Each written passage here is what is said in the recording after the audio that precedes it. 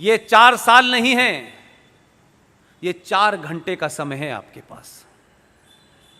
इस गफलत में मत रहिएगा कि हो जाएगा। ध्यान रखिएगा, 1000 साल के बाद उनको सनातनियों की ताकत का अंदाजा हुआ है।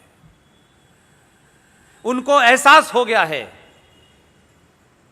कि राजा दाहिर सेन के बाद जो सिंध का राजा था, जो पाकिस्तान चला गया, सिंध, राजा दाहिर को किसने मारा, यह पूरी कहानी है। राजा दाहिर सेन के बाद भारत की धरती के ऊपर 2014 में पहला हिंदू राजा आया है। मैं ये कहने से नहीं शर्माता। वो हिंदू राजा इसलिए है कि उसने हिंदू होते हुए जो सनातन से कनेक्टेड है, हर वही काम कर रहा है जो भारत के संविधान में है। इसलिए भारत की धरती पर, लोकतांत्रिक और रिपब्लिक धरती के ऊपर जो एक इस्लामिक राज को बसा दिया गया था, उसने पहली फुर्सत में उसे कुचल दिया है। ये ताकतें जो पूरे देश में सवाल खड़े कर रही हैं, जो नारे लगा रही हैं, हम जिन्ना वाली आजादी चाहते हैं, पाकिस्तान से रिश्ता क्या, ला इलाहा इल्लल्लाह, जो याकूब मेनन की नारे लगा रहे हैं, जो दुनिया भर में वहां की औरतें जिन्हें आप कहते हैं ये बेचारी बुजुर्ग महिलाएं हैं। बुजुर्ग कोई भी हो, बुजुर्ग ही होता है, उसके प्रति हमारे मन में कोई दुराभाव नहीं है। लेकिन अगर आप ये तकरीर करेंगी कि हिटलर का हाल वही होगा, जो हिटलर की चाल चलेगा वो हिटलर की मौत मारा जाएगा, इस पे भी मेरा कोई विरोध नहीं है। आप सरकार का विरोध करें, किसी व्यक्ति विशेष का विरोध करें, किसी पार्टी का विरोध करें, यह आपका अधिकार है। लेकिन 2020 का भारत का विरोध नहीं करने देगा। आप आइडिया ऑफ इंडिया को नहीं तोड़ सकते हैं। एक महिला की स्पीच सुनिए, वो अपनी स्पीच में कह रही है कि ए जालिमों, यानी सत्ता और इस सत्ता के साथ खड़े होने वाले लोगों को वो ए जालिमों करके एड्रेस करती है। और इतनी फिलॉसफिकल बात ऐसे ही हल्के में नहीं कही जाती है, उसके पीछे बड़ा नैरेटिव होता है। उसने कहा कि हमने अपने बच्चों को लोरी नहीं सुनाई है, हमने अपने बच्चों को ट्विंकल ट्विंकल लिटिल स्टार नहीं सुनाया है, हमने अपने बच्चों को करबला की कहानी सुनाई है। आपको पता नहीं है करबला में क्या हुआ, इसलिए आपके ऊपर रिएक्शन नहीं है, और करबला में क्या हुआ यह मुझे पता है, इसलिए मैं कह रहा हूं यह शाहीन बाग CAA के लिए नहीं है। यह एक सरकार के आने के बाद इस देश की धरती पे, इस देश की विधानसभाओं में, इस देश के संसद के अंदर, इस देश के संविधान के अंदर जिस तरीके से नाजायज तरीके से डरा डरा करके, जैसे मौलाना आजाद ने, ये किसने कहा, कहां कहा पता नहीं, लेकिन खुद ये आइडिया एक मार्केट में फ्लोट कर दिया मौलाना आजाद ने कि देखिए पूरा वंदे मातरम गाने से मुसलमानों की आहत हो रही है और वो चाहते हैं कि इसमें बदलाव हो, क्रिएट कर दिया। और खुद ही कमेटी के मेंबर भी बने और 3-4 और जोकरों को रख के उसे कहा कि इसको खत्म कर दिया जाए। इसलिए कुछ लोग तेज हैं, क्या नैरेटिव क्रिएट करना है। उसने जब ये कहा कि हमें करबला की शहादत का पता है, मैं उन्हीं मुसलमानों से एक सवाल कर रहा हूं, सच बताओ कुरान शरीफ पे हाथ रख करके, करबला में क्या हुआ था। अगर यह हिम्मत नहीं है तो हिंदुओं को और सनातनियों को झूठ बोलने के लिए करबला का इस्तेमाल मत करो। करबला में तुमने मोहम्मद साहब के खानदान, उनके नवासों के नवासे, उनकी हत्याएं करके उनकी गर्दनों को नेजों के ऊपर, नेजों कहते हैं बड़े बड़े त्रिशूलों के ऊपर लेकर के शाम की गलियों में उनकी औरतों को बेराबरू होकर घुमाया था। तुमने ये किया था, तुम किसको बताना चाहते हो? तुम तो न मोहम्मद के सगे हो न उनके खानदान के सगे हो। तुमने तो उनके दामाद को नमाज पढ़ते हुए उनका कत्ल किया। तुमने तो मोहम्मद की बेटी के घर में आग लगाई और जलते दरवाजे में उन्हें मार के दफन कर दिया। तुमने उनके नवासों की गर्दनें काटी।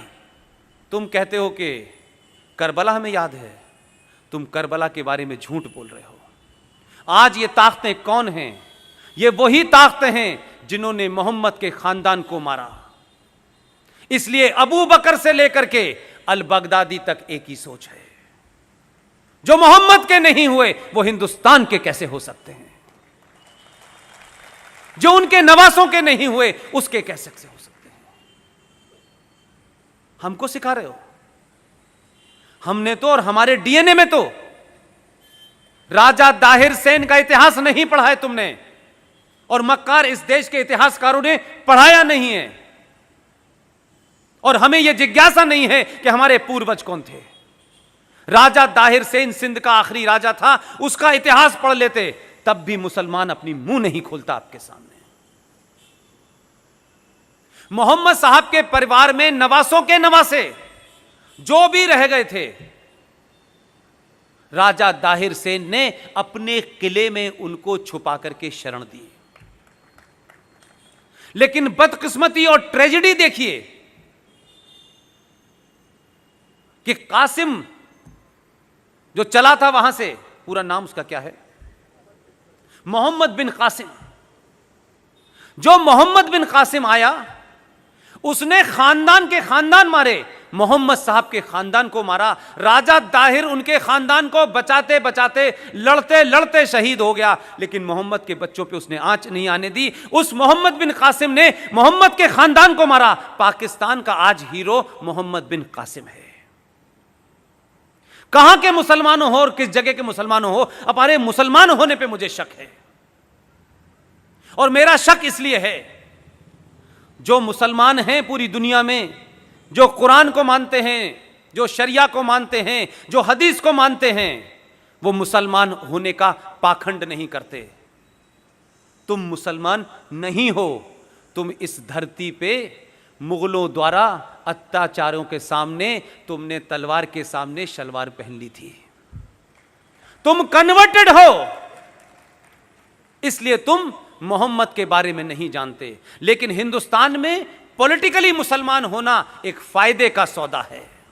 सत्ताएं डरती हैं, लोग डरते हैं, समाज डरते हैं, नाजायज मांगों को लोग मान लेते हैं। इसलिए तुम असली मुसलमान नहीं हो, तुम कन्वर्टेड मुसलमान हो। इसलिए तुम सही इतिहास नहीं बताते। तुम्हारा इतिहास मोहम्मद बिन कासिम से नहीं होता। तुम वो बुज़दिल लोग हो कि तुम्हारे पूर्वजों ने लालच के मारे या तलवार के डर से अपना धर्म छोड़ के मजहब में चले गए थे।